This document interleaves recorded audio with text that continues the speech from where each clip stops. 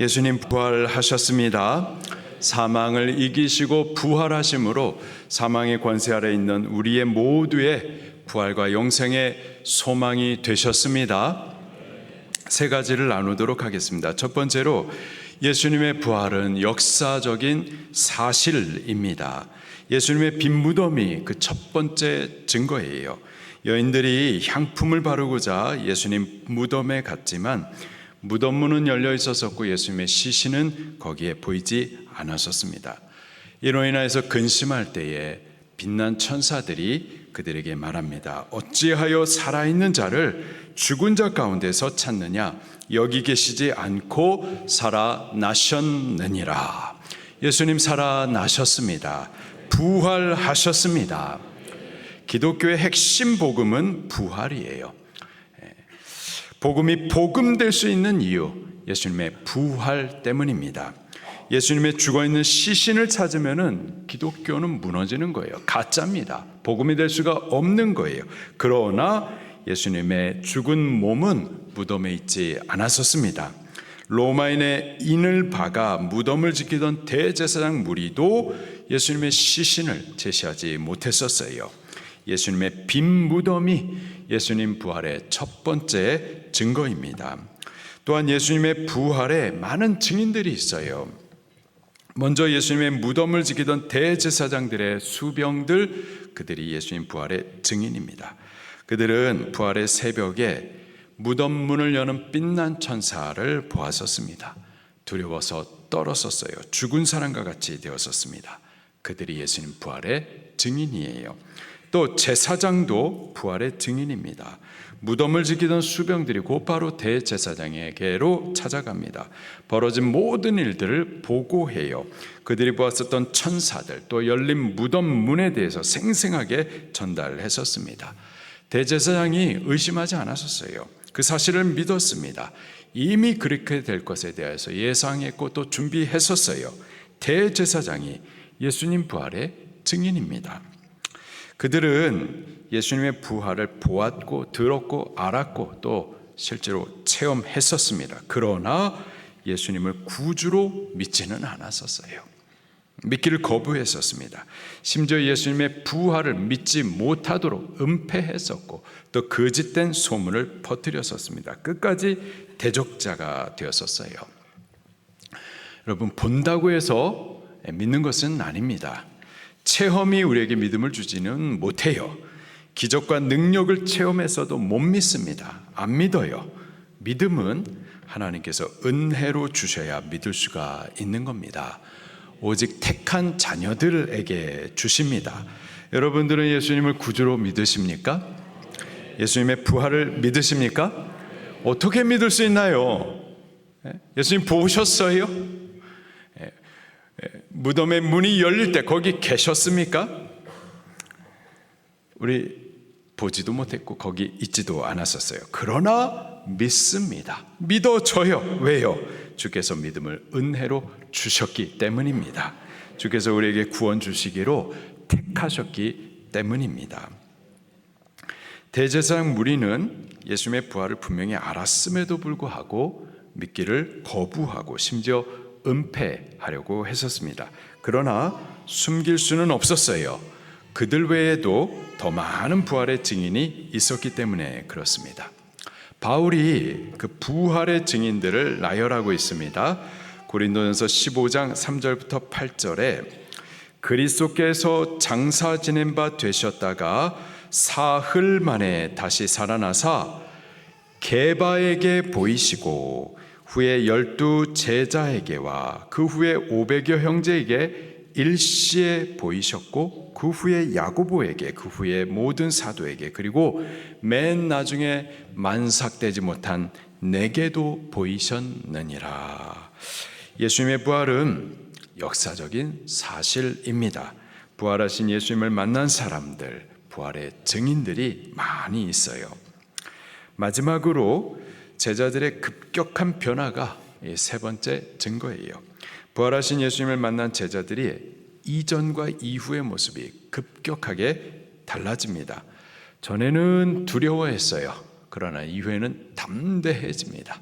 전에는 두려워서 예수님을 버리고 도망했었습니다. 근데 후에는 복음을 증거하되 순교하기까지 하죠. 거짓을 위해서 목숨을 버릴 수는 없습니다. 제자들은 그들이 선포하는 부활의 예수님을 확실히 만났었기 때문에 기꺼이 순교하기까지 할 수가 있었던 거죠. 예수님의 부활은 역사적인 사실입니다. 진리예요. 빈 무덤이, 부활의 많은 증인이, 변화된 사람들이 그 증거입니다. 때문에 부활을 믿는 우리의 믿음 절대 헛되지 않습니다. 참되요. 그리고 우리의 구원도 절대 헛되지 않고 참된 줄로 믿습니다. 둘째로 예수님의 부활은 우리 구원의 확실한 증거입니다. 예수님께서 십자가에서 죽으셨어요. 왜 죽으셨죠? 우리 죄를 속하기 위함입니다. 우리를 위한 대속제물이 되셔서 우리 죄를 속하시고 죄에서 구원하시기 위하여 죽으셨습니다. 제가 질문을 드릴게요. 예수님께서 당신의 피로 죄인을 위한 속죄 제사를 하나님 앞에 올려드리셨어요. 예수님께서는 제사를 올려드리셨는데 하나님께서는 그 제사를 받으셨나요? 받으셨다라는 증거가 뭘까요? 예수님의 부활입니다. 구약의 대제사장이 1년에 한 번 대속죄일에 지성소, 곧 하나님의 임재가 나타나는 곳 안으로 들어갑니다. 자기의 죄 그리고 이스라엘 온 백성의 죄를 용서해 달라고 가는 거예요. 그때 짐승의 피를 들고 갑니다. 그들의 죄를 뒤집어쓰고 대신 죽은 짐승 곧 속죄 제물의 피를 들고 갑니다. 그 피를 속죄소 위에 7번 뿌려요. 그들을 대신하여 짐승이 죽인 그 증거가 피에 있기에 그 피를 하나님 앞에 보여드리는 겁니다. 지성소는 하나님의 임재가 나타나는 곳입니다. 때문에 죄인이 그곳에 들어가게 되면 하나님의 공의로 죽을 수밖에 없어요. 바로 그 죽음의 자리에 대제사장이 죄를 용서함 받기 위하여 속죄 제물의 피를 들고 들어가는 겁니다. 만약에 하나님께서 그 피를 보시고 그가 올려드리는 그 속죄 제사를 기쁘게 받으시면 그러면 어떻게 될까요? 이스라엘 온 백성의 죄는 사함 받습니다. 또 제사장의 죄도 사함 받습니다. 죄 사함 받아서 의롭게 된 대제사장, 그는 지성소 안에서 죽을까요? 안 죽을까요? 죽지 않습니다. 지성소 죽음의 자리에 들어갔으나 살아서 다시 나오는 겁니다. 그러나 만약 대제사장이 지성소에 들어갔다가 죽었어요. 살아서 나오지 못했습니다. 어떻게 된 걸까요? 하나님께서 그가 드린 제사를 기쁘게 받지 않으셨다라는 증거이고, 또한 이스라엘 온 백성의 죄도 사함받지 못했다라는 증거입니다. 반대로요, 대제사장이 지성소에 들어갔어요. 죽음의 자리에 들어갔는데 살아서 나왔습니다. 어떻게 된 거예요? 하나님께서 그가 드린 속죄 제사를 기쁘게 받으신 증거이고 이스라엘 온 백성의 죄가 사함받았다라는 증거인 겁니다. 히브리서가 이렇게 말씀을 하세요. 히브리서 4장 14절에 그러므로 우리에게 큰 대제사장이 계시니 하나님의 아들 예수라. 누구시라? 예수라. 예수님이 우리의 대제사장이십니다. 히브리서 9장 12절에 그리스도께서 염소와 송아지의 피로 하지 아니하고 오직 자기의 피로 영원한 속죄를 이루사. 누구의 피로? 자기의 피로. 대제사장이신 예수님께서 스스로 속죄 제물이 되셔서 자기의 피를 들고 지성소 안으로 들어가신 겁니다. 이스라엘 온 백성의 죄를 용서해 달라고, 곧 우리의 죄를 사하여 달라고 죽음의 자리에 들어가신 거예요. 그게 바로 십자가입니다. 예수님께서 십자가에서 친히 속죄의 제물이 되신 겁니다. 우리의 죄를 용서해 달라고 피를 흘리신 거예요. 그 피를 들고 죽음의 자리로 들어가셨던 겁니다. 제가 질문 드리겠습니다. 예수님께서 십자가에 피 흘려 죽으신 이후에 어떻게 되셨나요? 죽으시고 그렇게 끝났나요? 죽음의 자리에 머물러 계셨나요? 만약에 그랬다면은 그가 십자가에서 올려드린 속죄 제사를 하나님께서 받지 않으셨다라는 증거가 되는 거고, 이는 우리가 죄사함을 받지 못했다라는 증거가 되는 거고, 또한 이는 여전히 우리가 하나님의 진노의 심판 아래 있다라는 증거가 되는 겁니다. 그러나 예수님 부활하셨습니다. 죽음의 자리에 머물러 계시지 않고 다시 살아나셨습니다.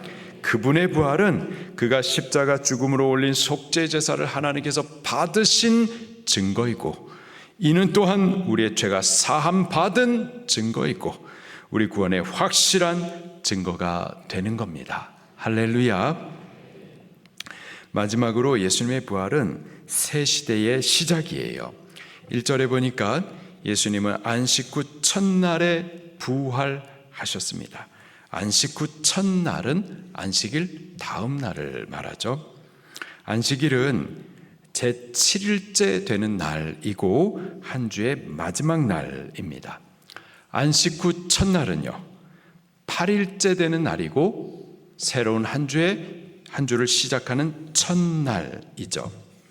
예수님은 안식 후 첫날에 부활하셨습니다. 이는 예수님의 부활과 함께 새로운 한 주가 시작되었다라는 의미인 겁니다. 예수님의 부활과 함께 새로운 시대가 시작되었다라는 의미인 거예요. 이전에는 율법 시대였었습니다. 그러나 예수님의 부활과 함께 새 언약의 시대가 시작된 겁니다. 은혜의 시대가 시작되었어요. 이전에는 건물 성전 시대였었습니다. 그러나 이제는 성령으로 세워져 가는 교회 시대가 시작이 된 겁니다. 더 이상 건물이 아니라 우리들 한 사람 한 사람이 서로 연결되어 가지고 성전으로 지어져 가는 겁니다. 교회가 되는 거예요. 하나님과 하실 거룩한 처소가 되는 줄로 믿습니다. 지금 이곳에 하나님 우리와 함께 계십니다. 이전에는 우리와 같은 이방인은 외인들이었었어요. 구원 밖에 있는 자들이었었습니다. 그러나 이제는 구원의 문이 이방인에게도 그리고 모든 죄인에게도 활짝 열리는 구원의 시대가 시작되었습니다. 예수님의 부활과 함께 새 은혜의 시대가 시작이 되었어요. 지금 우리는 은혜의 시대를 살고 있고 또 구원의 시대를 살고 있는 겁니다. 지금 은혜 베푸시는 때에 우리 겸손히 주께 나와 은혜 받으십시다. 이방인 우리를 위해서 구원의 문이 열렸으니 우리 믿음을 고백하면서 구원을 받고 또 구원으로 자꾸 장성하게 자라나갈 수 있기를 바랍니다. 예수님의 부활은 역사적인 사실이에요. 우리 구원의 확실한 증거입니다. 은혜의 새 시대를 여셨습니다. 우리는 믿으십시다. 믿음으로 부활을 통해 여신 이 모든 은혜를 받아 누릴 수 있기를 예수님 이름으로 축원합니다. 믿음으로 부활의 생명과 기쁨, 능력과 영광을 다 받아 누리는 은혜의 새 시대를 살아가기를 예수님 이름으로 축원합니다.